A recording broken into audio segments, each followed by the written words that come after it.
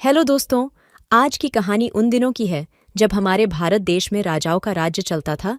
उसी समय एक राजा महेंद्र प्रताप राजा राज्य करते थे। उस राजा के 3 बेटे थे। उसकी ख्वाहिश थी कि वह उसका सबसे काबिल बेटा उसकी राजगद्दी संभाले, लेकिन वह इस बात लेकर हमेशा भ्रमित रहते थे कि तीनों में से किसे वह अपना राजपाट सौंपे। एक दिन राजा को एक तरकीब सूझी। उसने उसी समय अपने तीनों बेटों को बुलाया और कहा, बेटे, आज मैं तुम सबसे एक सवाल पूछता हूं। अगर तुम लोगों के सामने एक गुनहगार खड़ा हो तो तुम उसके साथ क्या करोगे? इस पर राजा के पहले बेटे ने कहा, उस अपराधी को सजाए मौत दी जानी चाहिए। वहीं दूसरे बेटे ने कहा, गुनहगार को कालकोठरी में बांध देना चाहिए। जबकि तीसरे बेटे ने कहा, पिताजी, हमें उसे सजा देने से पहले इस बात की जांच करनी चाहिए कि उसने सही में अपराध किया है या नहीं। इस पर राजा के तीसरे बेटे ने सभी को एक कहानी सुनाई। एक राजा था जिसके पास एक बुद्धिमान तोता था। एक बार उस तोता ने महाराज से कहा, मुझे अपने माता और पिताजी के पास जाना है। राजा ने उसकी बात नहीं मानी, लेकिन तोता ने हार नहीं मानी। वह लगातार महाराज से जिद करने लगा कि मुझे माता पिता के पास जाने दें। अंत में राजा ने तोता की बात मान ली और कहा, ठीक है, तुम अपने माता पिता से मिलकर आओ, लेकिन वहां ज्यादा दिन नहीं रुकना। राजा ने तोता को केवल 5 दिन की अनुमति दी और कहा, तुम 5 दिन में अपने परिवार वालों से मिलकर लौट आना। इसके बाद तोता 5 दिन के लिए अपने माता पिता के पास चला गया। छठे दिन जब वह राजा के पास लौट रहा था तो उसने सोचा कि क्यों न वह महाराज के लिए कुछ उपहार ले लिया जाए। फिर वह पर्वत की ओर निकल पड़ा। दरअसल वह महाराज के लिए अमृत फल लेना चाहता था। वहां पहुंचते पहुंचते रात हो गई।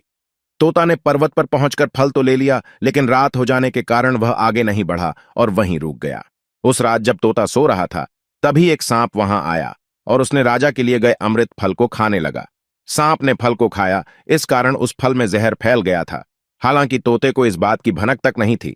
अगली सुबह जब वह जगा तो फल लेकर महल की ओर चल पड़ा। तो खुशी खुशी सीधे राजा के पास गया और कहा, महाराज, मैं आपके लिए यह अमृत फल लेकर आया हूं।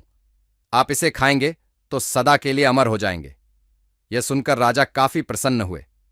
उन्होंने तुरंत उस अमृत फल को खाने के लिए मांगा। इस पर एक मंत्री ने कहा, जरा रोकिए महाराज, आप इस फल को बिना जांच किए कैसे खा सकते हैं? एक बार देख तो लीजिए कि तोता द्वारा लाया गया यह अमृत फल सही है या नहीं। राजा उस मंत्री की बात से सहमत हुआ और कहा कि तुरंत इस फल को एक कुत्ते को खिलाया जाए। राजा का आदेश पाकर सैनिक ने फल का एक टुकड़ा कुत्ते को खिलाया।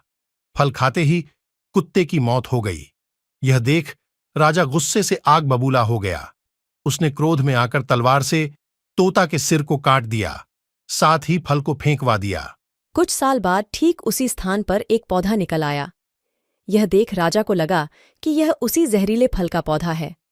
उसने सभी को आदेश दिया कि उस पेड़ का फल कोई नहीं खाएगा। कुछ दिन बाद एक वृद्ध व्यक्ति उस पेड़ के नीचे आराम करने के लिए रुका। उसे भूख भी काफी जोर से लगी थी। उसने उसी पेड़ से फल तोड़ा और खाने लगा। फल खाने के बाद वह बूढ़ा व्यक्ति एकदम से जवान हो गया। राजा ने जब यह देखा तो वह आश्चर्यचकित रह गया। उसे समझ आ गया कि वह फल जहरीला नहीं था। उससे बहुत बड़ी गलती हो गई। उसने बिना सच्चाई जाने तोता को मार दिया। इसे लेकर उसे काफी पछतावा भी हुआ। इसके लिए वह मन ही मन खुद को कोसने लगा। इधर तीसरे राजकुमार की कहानी खत्म होने के बाद राजा महेंद्र प्रताप ने उसे ही अपना उत्तराधिकारी नियुक्त किया। इसके बाद राज्य में जश्न मनाया गया। Hello friends, if you like the story then like, share and subscribe my channel. Thanks dear friends.